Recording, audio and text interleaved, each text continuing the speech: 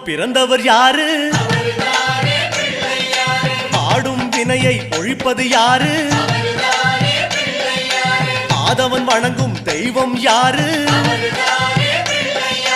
பூமியை தாங்கும் புண்ணியன் யாரு? அனலாசுரனை தின்றது யாரு? ஆணவம் நீக்கும் நாயகன் யாரு? முப்புரி அணிந்த மூலவன் யாரு? அவரும் வாழ்வது எங்கே கூறு?